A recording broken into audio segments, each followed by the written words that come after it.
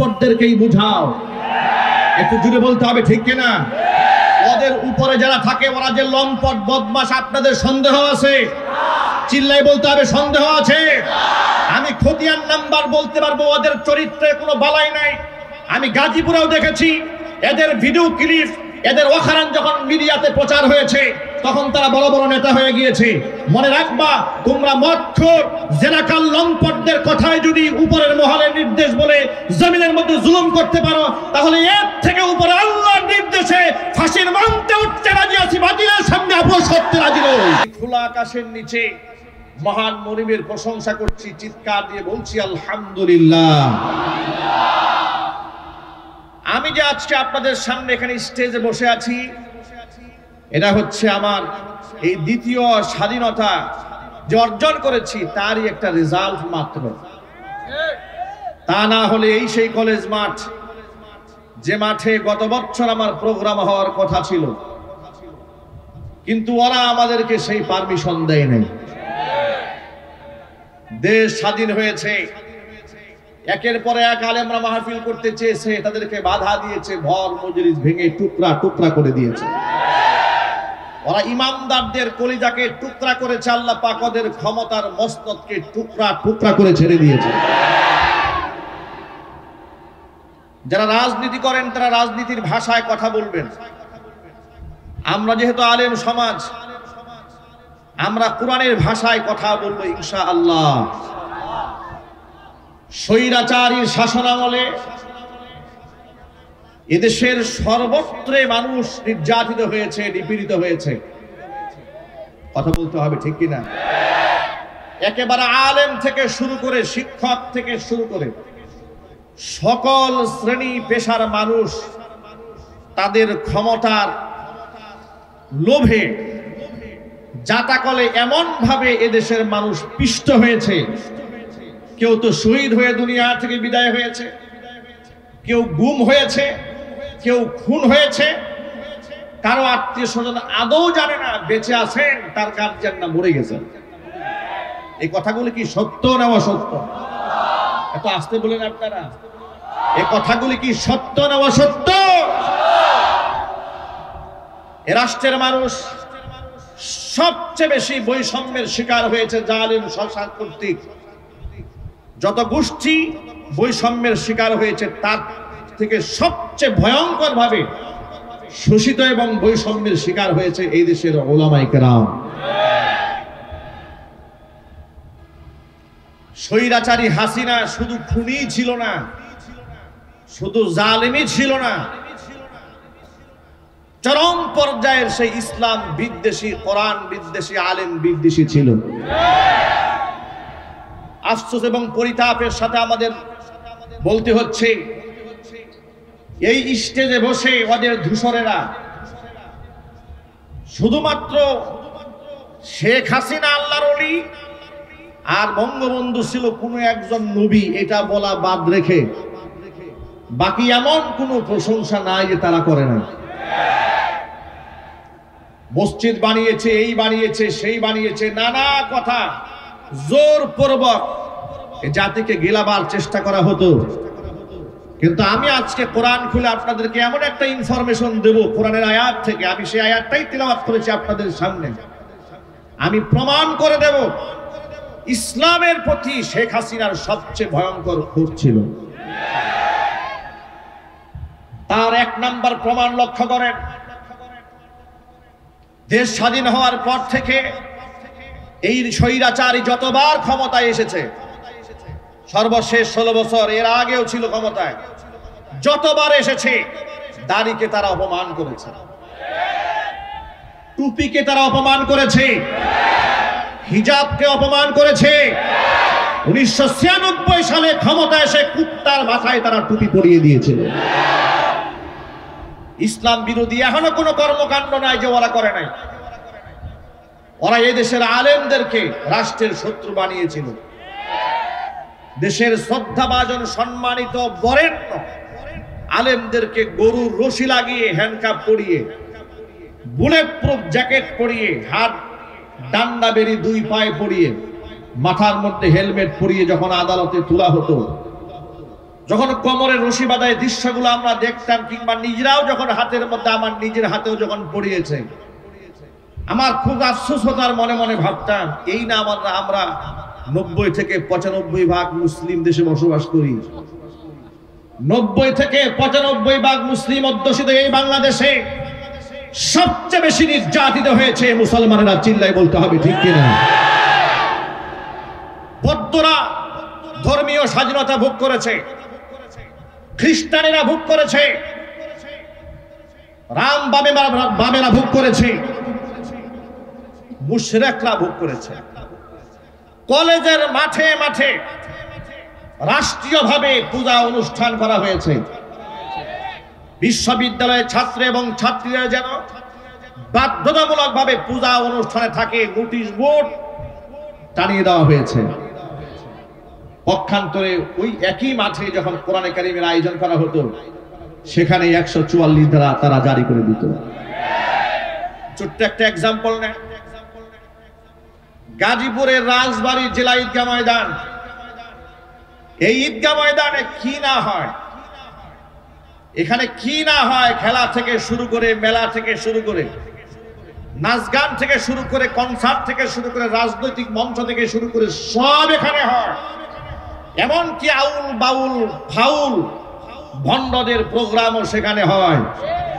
কিন্তু খতমে নবুওয়াত সম্মেলনে ওলামায়ে কেরাম করতে চেয়েছিলেন, গোটা গাজীপুরের সমস্ত আলেমরা সিদ্ধান্ত নিয়েছিলেন রাজবাড়ী মাঠে সেটা হবে, কিন্তু সেটা রাজবাড়ীর মাঠে করতে দেওয়া হয়নি। সর্বশেষ চান্দনা হাই স্কুল মাঠে সেটাকে আনতে হয়েছে। আমি শুধু আপনাদেরকে কয়েকটা এক্সাম্পল দিচ্ছি, তাদের মধ্যে ইসলাম বিদ্বেষ কোন পর্যায়ে ছিল। খতমে নবুওয়াত, আমার নবী শেষ নবী, কাদিয়ানীরা কাফের, এই ব্যাপারে সর্বত্র মুসলিমরা একমত থাকার পরেও এমন একটি ঐক্যবদ্ধ সিদ্ধান্তের প্রোগ্রামকেও তারা বানচাল করে দিয়ে চান্দনা স্কুল ময়দানে করে দিয়েছিল, রাজবাড়ীর মাঠে তারা করতে দেয় নাই। আপনারা আন্দাজ করতে পারেন ওরা রাজনৈতিক প্রোগ্রাম করবে, ডিস্টার্ব হয় না, ঝামেলা হয় না, কিন্তু আমরা কোরআনের মাহফিল করলেই তারা সেখানে নাশকতার গন্ধ খোঁজা শুরু করে দেয়। এই অজুহাতে মাহফিল সেখানে বন্ধ করে দেওয়া হয়েছে। তারা যে কতটা ইসলাম বিদ্বেষী ছিল, আলেমদের প্রতি তাদের কত ক্ষোভ ছিল। দেশের শ্রেষ্ঠ আলেমদেরকে কারাগারে নেওয়ার পরে তাদের পুতুল ধর্মমন্ত্রী জাতীয় সংসদে দাঁড়িয়ে বলেছে কোনো হক্কানি আলেমকে গ্রেফতার করা হয়নি, যাদেরকে গ্রেফতার করেছে তারা সব ধর্ম ব্যবসায়ী। চিল্লায় কোন মনজুবিল্লাহ। এভাবে ধরাকে সলাজ্ঞান করে, ক্ষমতার অপব্যবহার করে জাতির শ্রেষ্ঠ সন্তান আলেমদেরকে ধর্ম ব্যবসায়ী, মৌলবাদ, জঙ্গিবাদ, তালেবান, রাজাকার, আলমদর, আলশাম, রাষ্ট্রদ্রোহী ইত্যাদি বানিয়ে জাতির সামনে সব সময় হেয় প্রতিপন্ন করে রেখে দিয়েছে। স্বৈরাচারী হাসিনার ব্যাপারে তাদের লেসপেন্সারেরা বলতো যে আশেপাশের লোকেরা একটু খারাপ, কিন্তু হাসিনা খুব তাহাজ্জুদে নামাজ পড়ে। বলতো কিনা বলেন তো, একটু আওয়াজ দেন না আপনারা, নাকি এখনো আপনাদের ভয় আছে? যাদের ভয় আছে মেহেরবানি করে ওঠেন, কথা বলতে হবে ঠিক কিনা বলেন। আমি তো জেল খাটা লোক, আমি তো 4-5টা মামলার আসামি। কি অপরাধ ছিল আমার? মাহফিল স্টেজ থেকে ধরে নিয়ে যাচ্ছে, জিজ্ঞেস করলাম অপরাধটা কিন্তু বলবেন, ভাই কিচ্ছু জানি না, সব উপরের নির্দেশ। পরের দিন আদালতে উঠানো হলো, মামলার ফাইলের মধ্যে লেখা আছে আমার পকেটে নাকি 16টা ককটেল পাইছে। এই হচ্ছে ওদের শাসন ব্যবস্থা, এই হচ্ছে ওদের শাসন ব্যবস্থা। একটা মাত্র এক্সাম্পল দিলাম আপনাদের সামনে। ওরা আমার কোনাবাড়ির কয়েকটা মাহফিল বন্ধ করে দিয়েছে, ওরা আমার কাশিমপুর ফুটবল মাঠে মাহফিল বন্ধ করে দিয়েছে, ওরা আমার কোনাবাড়ি হাই স্কুল মাঠে প্রোগ্রাম বন্ধ করে দিয়েছে, ওরা আমার এনটিকেসির সামনে মাহফিল বন্ধ করে দিয়েছে, ওরা পাম্পের অপোজিটের মাহফিল বন্ধ করে দিয়েছে, শফিপুর আন্দার মানিক মাদ্রাসার মাহফিল একদিন আগে গিয়ে বলে দিয়েছে মাদানী সাহেব যেন স্টেজে উঠতে না পারে। এভাবে আমার সমস্ত মাহফিলগুলো তারা বানচাল করে দিয়েছিল। কেন? আমার অপরাধটা কি? আমার অপরাধ হচ্ছে ওরা যে ইসলাম বিরোধী কর্মকাণ্ড করে কোরআন সুন্নাহ সামনে রেখে ওদের সব গুমর আমি মাহফিলে ফাঁস করে দিই। এই ছিল অপরাধ। কথা বলতে হবে, ঠিক কিনা বলেন? ওরা যে ইসলাম বিরোধী কর্মকাণ্ড করতে, একটা এক্সাম্পল আমি আপনাদেরকে দেই কোরআন থেকে। দেখুন, ওদের ভাষায় তাহাজ্জুদ গুজারি, আমাদের ভাষায় হচ্ছে চরম পর্যায়ে ইসলাম বিদ্বেষী, রক্তখেকু একটি মানসিক বিকারগ্রস্ত স্বৈরাচারী জালেম শেখ হাসিনা। এই রক্তখেকু নরপিচাস শাপলা চত্বরে 2013 সালের 5 মে তার নির্দেশে যখন গণহত্যা চালানো হয়েছিল, হাজার হাজার মানুষকে যখন শহীদ করা হয়েছিল রাতের আধারে, তাহাজ্জুদ গুজারি মাদ্রাসার তালিবুল ইলমদের বুকটাকে বুলেটে দিয়ে ঝাঁঝরা করে দেওয়া হয়েছিল। সে জাতীয় সংসদে দাঁড়িয়ে বলেছিল, হেফাজতের লোকদেরকে একটা গুলির ঘটনা ঘটে নাই, গায়ের মধ্যে রং মেখে তারা অভিনয় করেছিল। বলে নাই? আলেমরা জবাব দেন না, বলে নাই?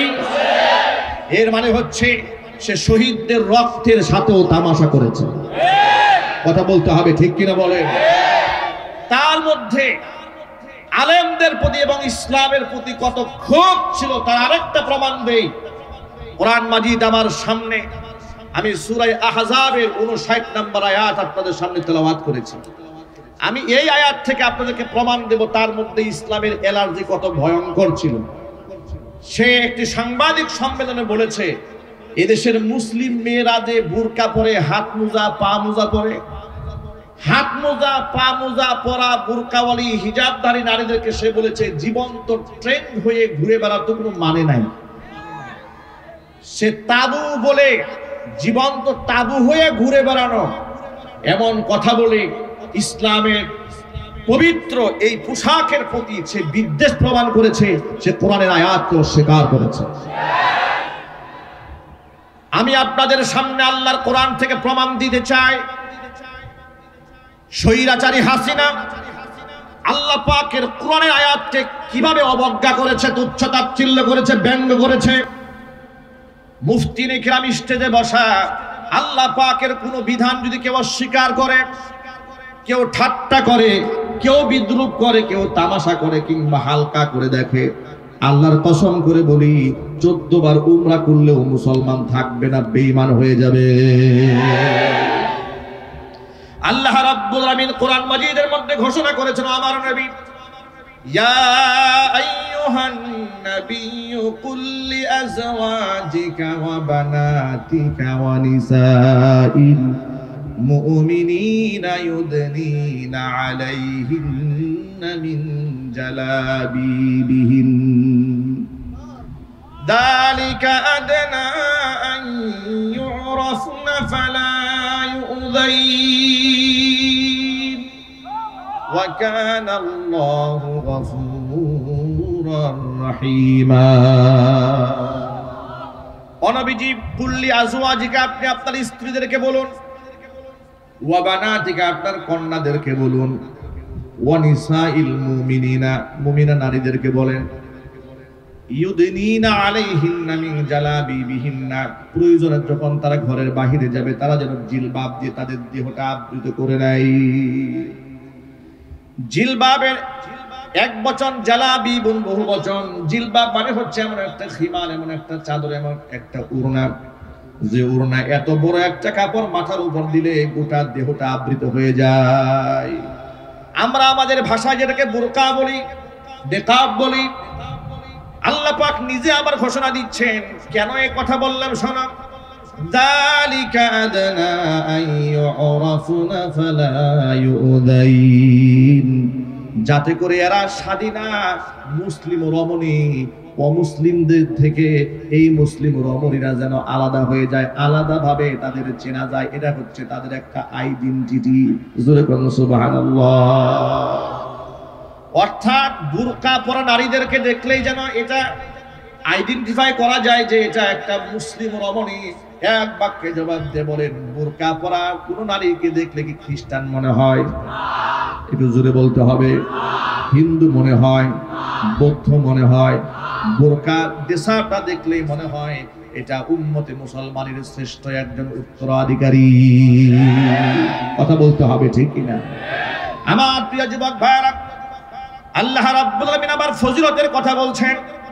এক নাম্বার ফজিলত হচ্ছে দাসীদের থেকে, অমুসলিম নারীদের থেকে এই নারীদের একটা আইডেন্টিফিকেশন এর দ্বারা চালু হয়ে যাবে, স্বতন্ত্রভাবে মুসলিম নারীদেরকে চেনা যাবে, এটা এক নাম্বার ফজিলত। দুই নাম্বার হচ্ছে দালিকা আদনা আইয়ুরাফনা ফালা ইউযাইন, এরপরে তাদেরকে উত্তক্ত করা হবে না, ওদেরকে ডিস্টার্ব দেওয়া হবে না, ওদেরকে ইফটিজিং করা হবে না। সুবহানাল্লাহ, আল্লাহু আকবার বলে। এরা ইফতিজিং এর সম্মুখীন হবে না যদি এই ফর্মুলা সে গ্রহণ করে নেয়। এরপর আল্লাহ পাক বলেন যালিকা আদনা আইয়ুরাফনা ফালা ইউযাইন ওয়া কানা আল্লাহু গফুরুর রহিমা, আমি আল্লাহ তাআলা ক্ষমাশীল অতীব দয়ালু। এর মানে এই বয়ান শোনার আগ পর্যন্ত যে সমস্ত আমার মা বোনেরা বুরকা পরে নাই, নিজেকে আবৃত রাখে নাই, নারী উন্নয়নের নামে, নারী স্বাধীনতার নামে, নারী ক্ষমতায়নের নামে এই সমস্ত জাহেলার মূর্খরা, কাফের বেঈমানদের দালালেরা আমার মা বোনদেরকে ধর্ষিতা বানিয়েছে, লাঞ্ছিতা করেছে, অপমানিত করেছে, সম্মান দিতে পারে নাই। কথা বলতে হবে, ঠিক কিনা বলেন? আশ্চর্যের ব্যাপার দেখেন, যে নিকাবের কথা, বোরকার কথা, হিজাবের কথা হুকুম করলেন স্বয়ং আল্লাহ রাব্বুল আলামিন। এই আয়াতের তাফসিরে ইবনে মাসউদ রাদিয়াল্লাহু তাআলা আনহু বলেছেন, এমন একটা পোশাক এখানে পড়তে হবে। মুফাসসিরিনে কেরাম ভিন্ন ভিন্ন তাফসির করেছেন, নারীরা এমন পোশাক পরে বের হবে চোখ যেন দুইটা দেখা না যায়, যেন একটা দেখা যায়। সুবহানাল্লাহ, এমন কঠিন কঠিন কথাও মুফাসসিরিনে কেরামরা বলেছেন। একটু আন্দাজ করেন তো আপনারা, তাহলে আপনারা এক বাক্যে জবাব দিয়ে বলেন, একেবারে আপাদমস্তক ঝেঁকে রাস্তায় বের হওয়ার বিধান হুজুররা দিয়েছেন না আল্লাহ দিয়েছেন? আল্লাহর নাম বলতে কষ্ট হচ্ছে আপনাদের? চিৎকার দিয়ে বলুন, কে দিয়েছেন জুড়ে বলেন। এবার হিজাব এবং পর্দার আয়াত নাজিল হওয়ার পরে সর্বপ্রথম প্র্যাকটিস আল্লাহর নবী তার পরিবারের মধ্যে কিভাবে করেছেন লক্ষ্য করেন। মুসনাদে আহমদের হাদিসের মধ্যে এসেছে, আল্লাহর হাবিব সাল্লাল্লাহু আলাইহি ওয়াসাল্লামের স্ত্রী উম্মে সালামা রাদিয়াল্লাহু তাআলা আনহা হাদিসের রাবী, তিনি বলেছেন, কুনতু ইনদা রাসূলিল্লাহি সাল্লাল্লাহু আলাইহি ওয়াসাল্লাম ওয়া মাইমুনা, আমি এবং রাসূলের স্ত্রী মাইমুনা, দুইজন স্ত্রী রাসূলের কাছেই ছিলাম। ঠিক এই মুহূর্তে আল্লাহ নবী সাল্লাল্লাহু আলাইহি সাল্লামের অন্ধ সাহাবী আব্দুল্লাহ ইবনে উম্মে মাকতুম রাদিয়াল্লাহু তাআলা আনহু আমাদের সামনে এলেন। ফাদাখালা আলাইহি, হুজুরের সামনে এসে হাজির হয়ে গেলেন। আর এই ঘটনা ঘটেছে পর্দার আয়াত নাজিল হওয়ার পরে। ওয়াযালিকা বা'দা আন আমারনা বিল হিজাব, পর্দার আয়াত নাজিল হওয়ার পরে এমন ঘটনা যখন ঘটলো যে আমরা রাসূলের পাশেই ছিলাম, এমন সময় অন্ধ সাহাবী এসেছে। নবীজি আমাদেরকে ডাক দিয়ে বললেন, ইহতাজিবা মিনহু, ও উম্মে সালামা ও মাইমুনা, তোমরা এই অন্ধ সাহাবী থেকে পর্দার আড়ালে চলে যাও। সুবহানাল্লাহ বলবেন। দৃষ্টিহীন সাহাবী তিনি এসেছেন, আর আল্লাহ রাসূল বললেন, ইহতাজিবা মিনহু, উম্মে সালামা ও মাইমুনা, দুজনেই তোমরা এই অন্ধ সাহাবী থেকে পর্দার আড়ালে চলে যাও। এই কথা বলার পরে উম্মে সালামা রাদিয়াল্লাহু তাআলা আনহা বলছেন, ইয়া রাসূলুল্লাহ, আলাইসা হুয়া আ'মা লা ইউবসিরুনা ওয়া লা ইয়ারিফুনা, তিনি কি অন্ধ নন? তিনি তো আমাদেরকে দেখবেন না, তিনি তো আমাদেরকে চিনতেও পারবেন না। নবীজি সাল্লাল্লাহু আলাইহি ওয়াসাল্লাম বললেন, সে তো অন্ধ, এটা তো বুঝতে পারলাম। আফা আমিয়া ওয়ানি আনতুমা আলাস্তুমা তুবসিরানি, সে অন্ধ বুঝতে পারলাম, তোমরা দুজনে তো অন্ধ নও, তোমরা তো পরপুরুষকে দেখতে পাবে। আল্লাহু আকবার কি বাড়ি গিয়ে বলবেন?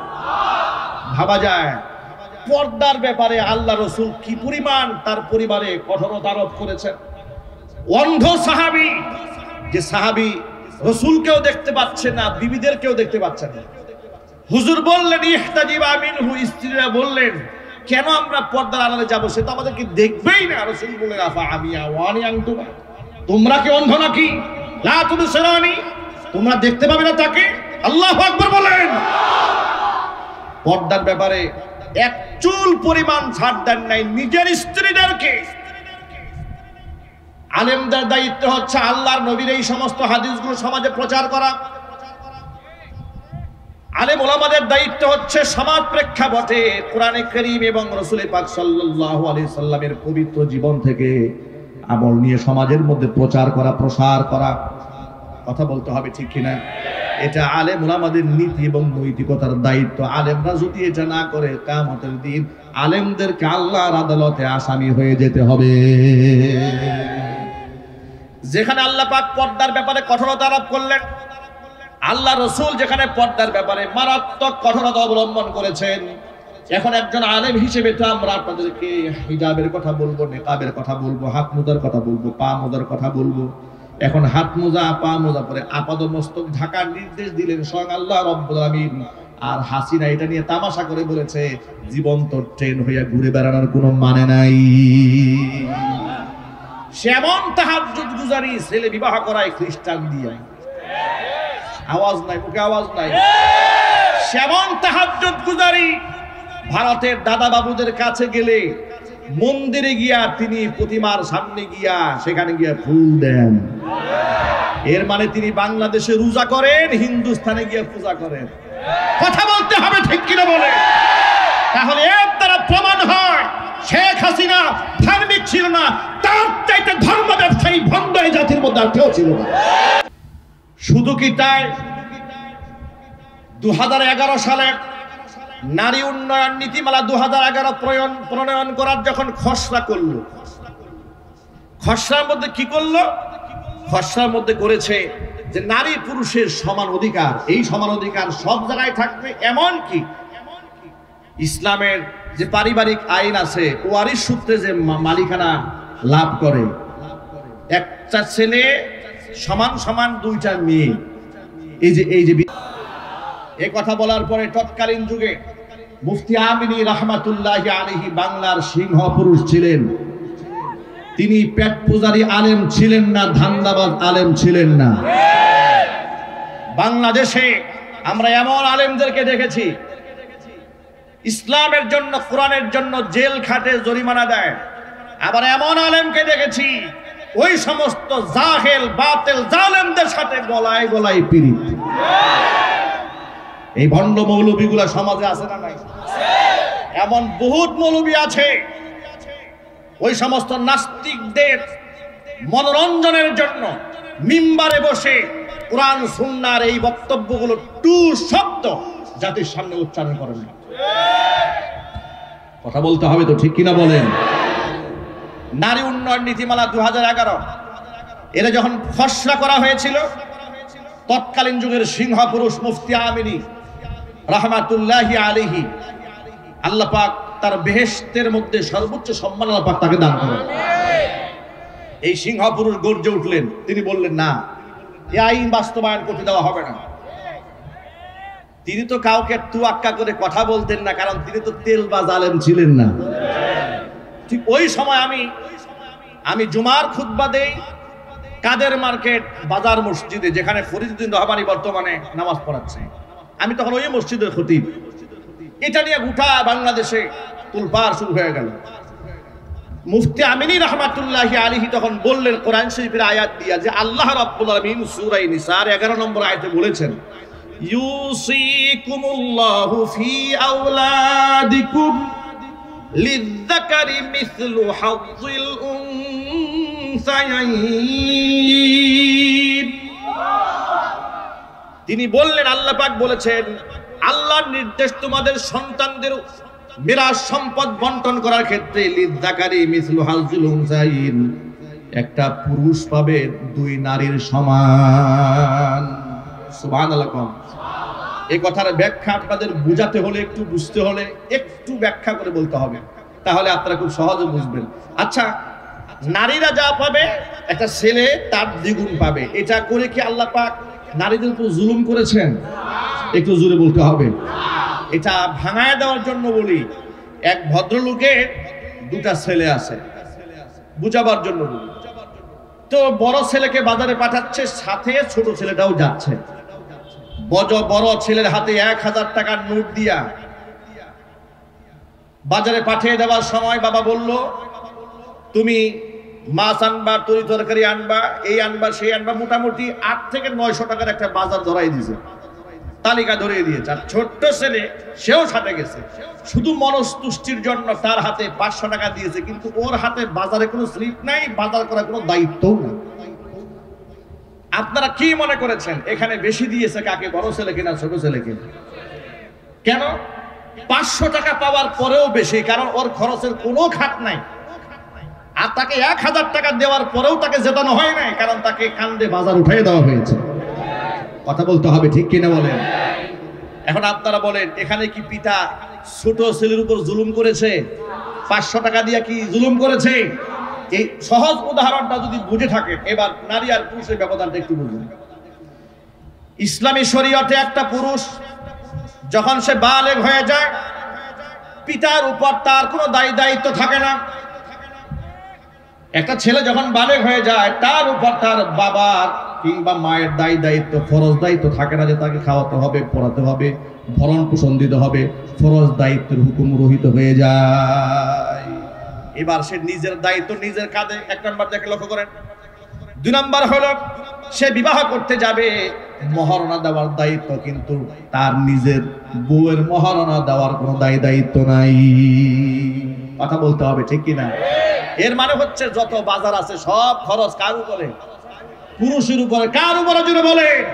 পুরুষের উপরে। কিন্তু নারীকে যা দেওয়া হয়েছে, সে বাবার কাছ থেকে পেয়েছে, ভাইয়ের কাছ থেকে পেয়েছে, ছেলের কাছ থেকে পেয়েছে, যা পেয়েছে পুরোটাই পুঞ্জীভূত, খরচের কোনো খাত নাই। তার চিকিৎসার প্রয়োজন, স্বামী তার চিকিৎসা কাজ বহন করবে। যখন সে স্বামীর ঘরে যায় নাই, বাবার ঘরে আছে, বাবা এই নারীর দায়িত্ব পালন করবে, বালেগা হওয়া পর্যন্ত শুধু নয়, একেবারে বিবাহ শাদী দেওয়ার আগ পর্যন্ত। আল্লাহু আকবার বলেন। এর মানে হচ্ছে আল্লাহ রাব্বুল আলামিন বাহ্যিক দৃষ্টিতে আপনাদের কাছে এখানে মনে হলো যে পুরুষদেরকে আল্লাহ দ্বিগুণ দিয়েছেন, কিন্তু খরচ দিয়েছেন 3 গুণ। সুবহানাল্লাহ বলবেন না? খরচ দিয়েছে কয় গুণ? নারীকে 1 গুণ দিয়ে পুরোটা রিজার্ভ দিয়ে দিয়েছে, সম্মান রক্ষা করা হয়েছে। এত সুন্দর ইনসাফ ভিত্তিক আল্লাহ পাক আইন দেওয়ার পরে সে বলল যে না, এগুলা চলবে না, নারীও যা পাবে পুরুষও তাই পাবে, সকল ক্ষেত্রে নারীরা সমান হয়ে যাবে। প্রিয় ভাইরা, এক বাক্যে জবাব দিয়ে বলেন, নারী আর পুরুষ কি কোনোদিন সমান হতে পারবে? জবাবটাকে ইমানদারের মতো বলেন তো। নারী পুরুষ কি কোনোদিন সমান হতে পারে? নারী পুরুষ কেমনে সমান হবে? পুরুষ আর পুরুষই তো সমান হয় না। বাবা আর ছেলে কোনোদিন সমান হয় না, বলেন। বড় ভাই ছোট ভাই কোনোদিন সমান হয় না। উস্তাদ আর ছাত্র কোনোদিন সমান হয় না। তাহলে পুরুষই তো পুরুষের সমান হতে পারে না, নারী পুরুষ কেমনে সমান হবে? এগুলা ভণ্ডামি স্লোগান। এই সমস্ত কথা বলে বলে তারা বোরকার বিরোধিতা করে, পর্দার বিরোধিতা করে, সমান অধিকারের নামে নারীদেরকে দাসী বাদী বানায়া রাখতে চায়। প্রমাণ লক্ষ্য করেন। তাহলে এই আয়াত সরাসরি আল্লাহ পাক বিধান দেওয়ার পরে যখন তারা নারী পুরুষের সমান অধিকার বানাতে চেয়েছেন 2011 সালে, মুফতি আমিনী রহমাতুল্লাহি আলাইহি যখন প্রতিবাদ জানালেন, মুফতি আমিনী রহমাতুল্লাহি আলাইহির বক্তব্যকে ব্যঙ্গ করে তৎকালীন যুগের স্বৈরা শাসক হাসিনা বলেছিল, কোরআন শরীফের সূরা নিসার আয়াত কি শুধু মুফতি আমিনী একাই পড়ে, আমরা পড়ি না? এই কথাগুলো ইতিহাসের পাতা থেকে আপনারা নিয়ে যাবেন। নতুন প্রজন্মের লোকেরা, আপনারা তো অনেকে ইতিহাস জানেন না, এই জন্য রেকর্ডগুলো আপনাদেরকে শোনানো দরকার। আমি কেন আমাকে ছাড়তে হয়েছিল কাদের মার্কেট, বাজার, মসজিদ, ইতিহাস এখান থেকে পেয়ে যাবেন।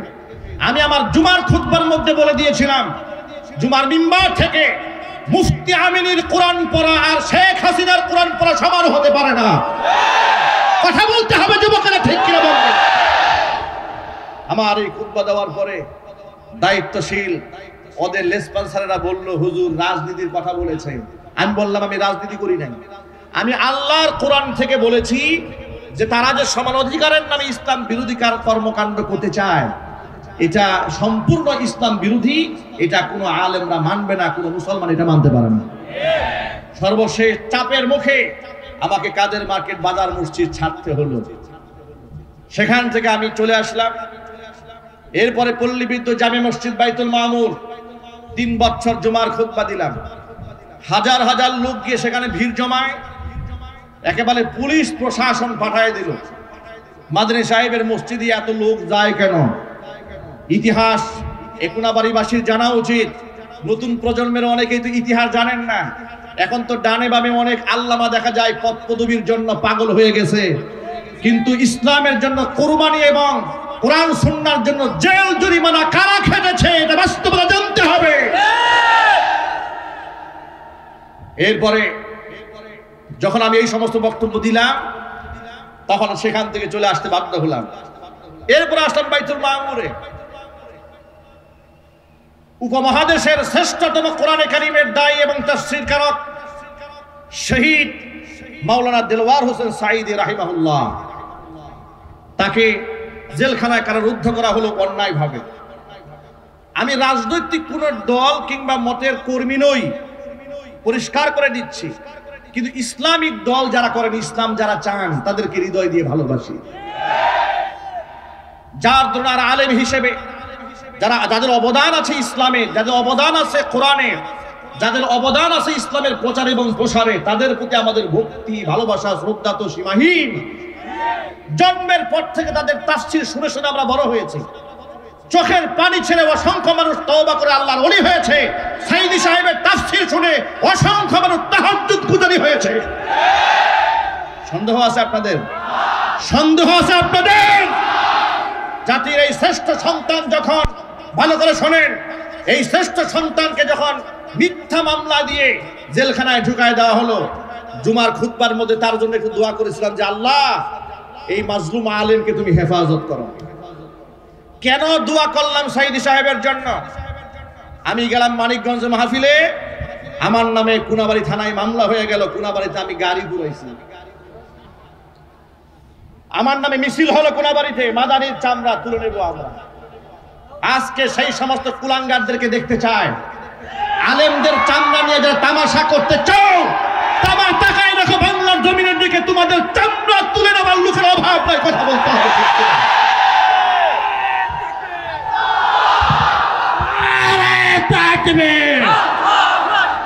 ইসলামের দুশমনেরা, আরে গোলামের দুশমনেরা, শেখ হাসিনার চামড়া তুলে নেব আমরা, আমাদের চামড়া তুলে নেব আমরা।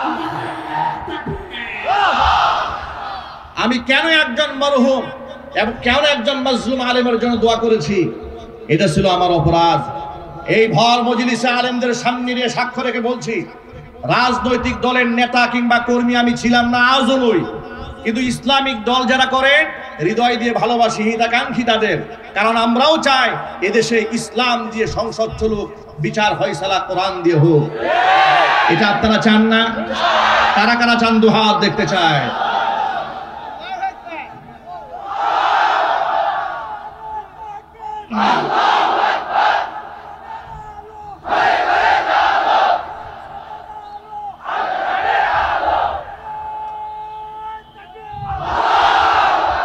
আপনাদেরকে বার্তা দিয়ে দেই, এরপরে আমার পুরা মসজিদ পুলিশ দিয়ে ঘেরাও দেওয়া হলো। আমাকে মসজিদের এখানে অনেক প্রেজেন্ট মুসল্লি আছেন যারা সেদিন ছিলেন, স্টেজে অনেক আলেম ওলামারা আছেন, সেই মসজিদ কমিটির সদস্যরা এখানে আছেন। এরপরে সেখানে বলা হলো যা মাদানী সাহেবকে বাহিরে আসতে বলেন। মুসল্লিরা বললো কেন বাহিরে যাবেন? প্রশাসনের কোনো কথা থাকলে মসজিদের ভিতরে গিয়ে বলুন।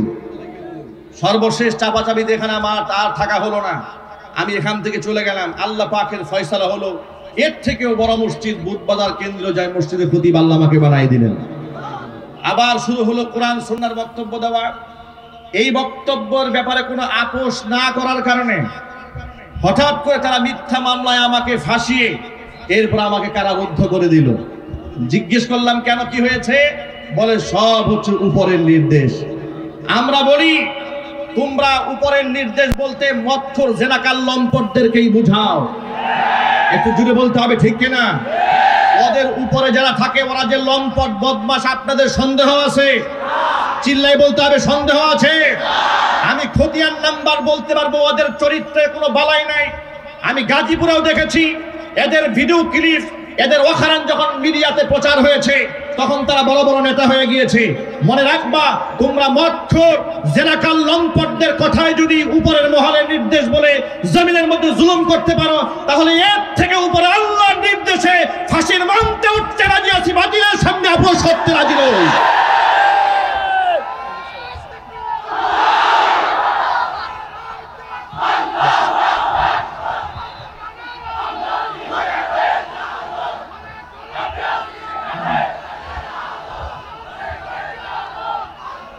শোনেন শোনেন, ঠান্ডা হন।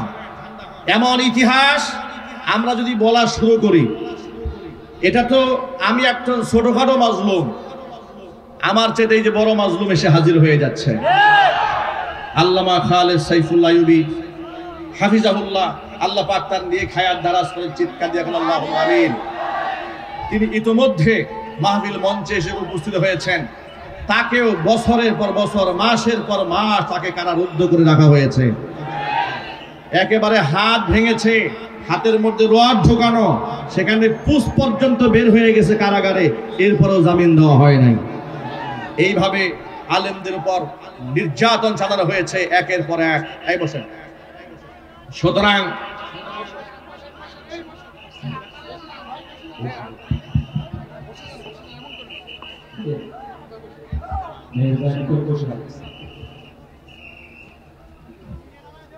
বসেন, বসে বসে পড়েন। হুজুর অবশ্যই মূল্যবান কথাবার্তা বলবেন। হুজুরের কথা হুজুর বলতে পারবেন না, আমি কিছু বলি, কথা বলবেন। আপনারা কি বেশি বিরক্ত হচ্ছেন? কষ্ট কি বেশি লাগতেছে? লোকেরা ভালো করে শোনেন, ভালো করে শোনেন। এরপরে এইভাবে তারা একের পর এক কোরআন সুন্নাহ বিরোধী কার্যক্রম চালাতে শুরু করলো। আলেম ওলামাদের ব্ল্যাক লিস্ট তৈরি করলো গোটা বাংলাদেশে।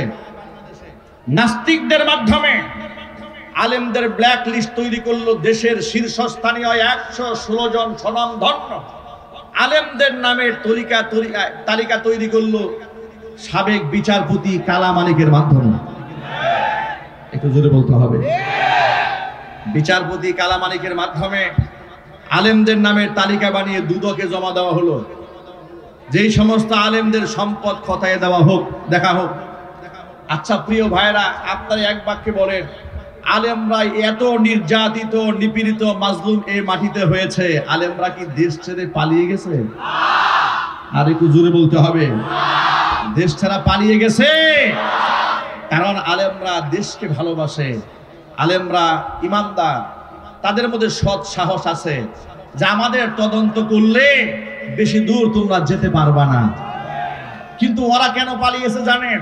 ওরা এই জন্য পালাচ্ছে, ওরা জানে ওরা এক একজনে এই পরিমাণ অপরাধ করেছে। আমি কিছুদিন আগে ফেসবুকে এক স্ট্যাটাসে বলেছি যে এই স্বৈরাচারী হাসিনা যে অপরাধ করেছে, যে পরিমাণ পাপ সে করেছে এবং তার সহযোগীরা করেছে, পৃথিবীর সমস্ত বিচারক এবং সমস্ত আদালত মিলেও যদি তার সেই পাপের প্রায়শ্চিত্ত দেওয়ার জন্য সবচেয়ে কঠিন রায় মৃত্যুদণ্ড দেয়, সেই মৃত্যুদণ্ডও হবে হাসিনার কৃত অপরাধের তুলনায় একেবারে হালকা শাস্তি।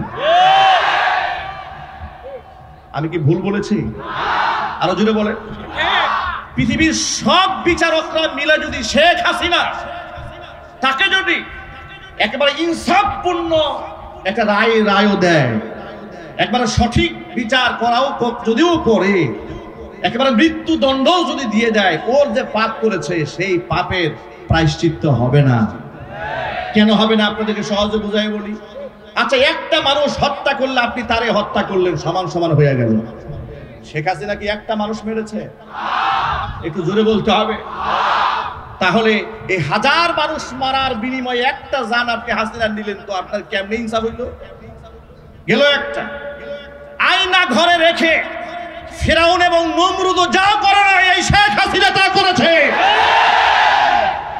মানুষ কেমন পাশবিক নির্যাতন করেছে। এক একজনের বক্তব্য শুনলে, যাদের সাথে রক্তের কোনো কানেকশন নাই, শুধু কথা শুনলে চোখ থেকে অঝরে পানি ঝরতে থাকে। আয়না ঘরে রেখে লা ইয়ামুতু ওয়া লা ইয়াহইয়া, জাহান্নামের মতো না, এরা না বাঁচবে না মরবে। এদেরকে মারাও হয় না, বাঁচিয়েও রাখা হয় না, এমন নিদারুণ কষ্ট দিয়েছে। এই পাপের শাস্তি আপনি কেমনে দেবেন? যে ইলিয়াস আলীর কথা আপনারা শুনেছেন, গুম করেছে, খুন করেছে, সেই ব্যক্তির আত্মীয় স্বজনকে দেখে আবার তার স্ত্রীর সাথে গলায় গলি ধরে কান্নাকাটি করে। এত বড় অভিনেত্রী গোটা জাতির সাথে সারা জীবন তসবিহ নিয়ে হিজাব পরেছে, তামাশা করেছে, নাটক করেছে। কোরআন কারীমের ময়দানগুলোকে তারা কলঙ্কিত করে ছেড়ে দিয়েছিল। একে জামাত, একে শিবির, এ তালেবান, এ জঙ্গি, এ রাজাকার, এ আলবদর, এক একজনকে শায়েস্তা করার জন্য এক একটা হাতিয়ার তারা গ্রহণ করেছিল। আল্লাহ পাকের লানত ওদের উপরে এমন ভাবে বর্ষিত হয়েছে, মরহুম সাইদি রাহিমাহুল্লাহর সেই কথাটাই মনে পড়ে, সময় আসবে এমন ইঁদুরের গর্ত পাবে না পালাবার জন্য।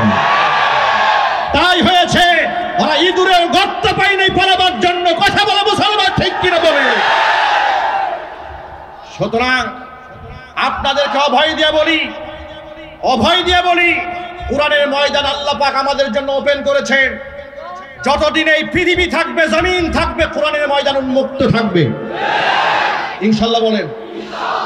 কোন জালেম যদি এই ময়দান নিয়ে ষড়যন্ত্র চালাতে চায়, বৈষম্য বিরোধী ছাত্র আন্দোলনের ছাত্র সমাজ থেকে শুরু করে সাধারণ জনতা যেভাবে রাজপথে ঝাঁপিয়ে পড়েছিল, আলেমরা মাদ্রাসার ছাত্র যেমন ভাবে জীবন দিয়েছিল, আবারও জীবনের ঝুঁকি নিয়ে সেই জালেমকে শায়েস্তা করার জন্য প্রস্তুত থাকতে হবে। আপনারা কি রাজি আছেন? কারা কারা রাজি আছেন? দুহাত দেখতে চাই। নারায়ে তাকবীর। প্রিয় ভাইরা, আগামীর বাংলাদেশ ইসলামের দিকে যাচ্ছে ইনশাআল্লাহ। আপনাদেরকে ছোট্ট একটা আভাস দেই, আমরা মাঠে ময়দানের লোক, মানুষের চোখের ভাষা আলহামদুলিল্লাহ আমরা বুঝি। মানুষ মুখে না বললেও তাদের কথা আমরা মোটামুটি আন্দাজ করতে পারি। টেকনাফ থেকে তেতুলিয়া, রূপসা থেকে পাথুরিয়া পর্যন্ত দৌড়ে এদেশের মানুষের হৃদয়ের ভাষা যতটুকু বুঝতে সক্ষম হয়েছি, তারা এই দেশে আর কোনো তন্ত্র মন্ত্র দেখতে চাচ্ছে না। তারা এখন খেলাফত দেখতে চাচ্ছে, এ কোরআনের রাজ এ মাটির মধ্যে তারা দেখতে চাচ্ছে। চাঁদাবাজ যাবে, চাঁদাবাজ আসবে, মাস্তান যাবে, মাস্তান আসবে, এই ধরনের শাসন ব্যবস্থা এই দেশের মানুষ আর দেখতে চায় না। আর কোন জেনাকার লম্পটের পেছনে দেশের মানুষ দৌড়াবে না, কোন সুদখোরের পেছনে দৌড়াবে না, ঘুষখোরের পেছনে দৌড়াবে না। যারা ফ্যাক্টরি দখল করে, হল দখল করে, টেন্ডারবাজি করে, চাঁদাবাজি করে, এদের পিছনে মুসলমান আর দৌড়াবে না। আলেমদের নেতৃত্বে আল্লাহর কোরআনের রাজ কায়েম করতে প্রস্তুত কারা কারা আছেন? দুহাত দেখতে চাই।